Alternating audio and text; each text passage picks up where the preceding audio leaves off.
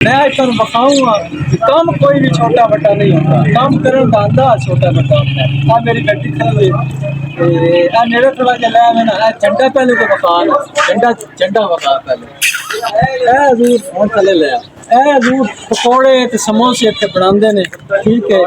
ए टैंकी ना रखी है, तुम लफासत देखनी है, क्या निजाम देखना किस तरीके ना बाण का निजाम इन्होंने बनाया है, कितने अच्छे आसान तरीके ना लोग बाणा धोते हैं, ऐसी कुर्सियां टेबल यह सारी चीज रंग भी नाल करते हैं। टैंकी इन्होंने आप रंग की है, ठीक है।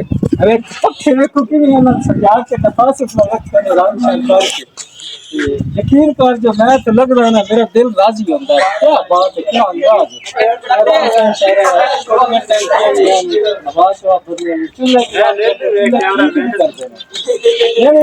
काम आ गया ना वही कर लेंगे, पंचर ला लेंगे, रंग कर लेंगे, चूल्हे कर लेंगे, हर फन मौला ने। असल मेल दसन का काम है कि इस काम को इतने आसान इतने खूबसूरत तरीके ना कर रहे हैं ना कि वेखण वाले राजी हो जाते। आज थोड़ी थोड़ी गुफ्तगू भी करानी है।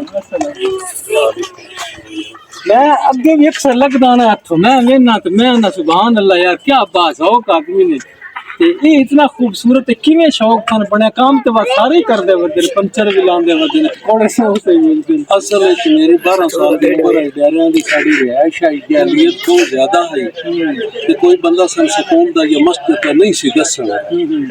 ते असी उस टाइम मैं सन 76 दे विच कराची गया सा, मेरा 45 रुपए टिकट लगाई बरस नाल। अच्छा कराची जान। अच्छा उत्थे जाके फिर असी मजदूरी करते रहे हैं, जिहदे विच मेरी तनख्वाह लगी सी 90 रुपया महीना।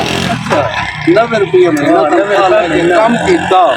फिर साढ़े थोड़ा खास बंदा उत्थे आई थी, उन्हें मेरी ना सिफारिश करा के काम सिखा के 300 रुपया महीना करा दी। अच्छा फिर उत्थों मैं आया वापस 1100 रुपया 3 महीने बाद ओवर टाइम ला के मैं आया। लोग मैनू वेखण आया।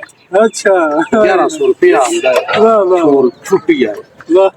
ते ਉਹ फिर ਅਸੀਂ बाहर नौकरियां करते सां, ਵੱਡਿਆਂ ਲੋਕਾਂ ਕੋਲ ਵੱਡੇ ਲੋਕ सन तरबियत करते सन, सफाई इंज करनी घरों दे घरां दी सफाइयां करदे आसे, दफ्तरां दी करदे आसे, गड्डियां दी करदे ਅਸੀਂ जिहड़े अपना काम कीता सन, अपने काम दा शौक अपना मतलब सफाई ना करना शुरू कर ते हुण नौकरियां छड़ियां ते अपना काम जिहड़ा वो साडा शौक है कि चमक रोज़ी खुदा अपने कोल। बेशक सफाई निस्फ़े ईमान ईमान है, बेशक जी। तुसी इस वास्ते मैं हर शहर की सफाई टोटल पाने वाले सामान की सुबह पूरी सफाई करके नभाऊं, मैं सुकून ही नहीं। रोज़ी के बारे में सोचे सुभान अल्लाह सुभान अल्लाह। तुहाडा अंदाज यकीन कर जो मेहनत बहुत पसंद आया ते वेखण वाले हुण मेरे पास सन गए कि तुसी इस बारे की राय रखदे हो, ते मैं भी तो लगदा ना, तो मैं झट खलो के वेखना।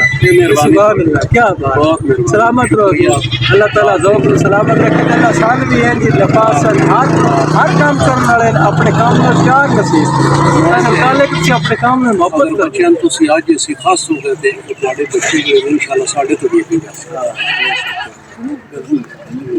ठीक है जी, बहुत शुक्रिया, सलामत रहो। बहुत शुक्रिया।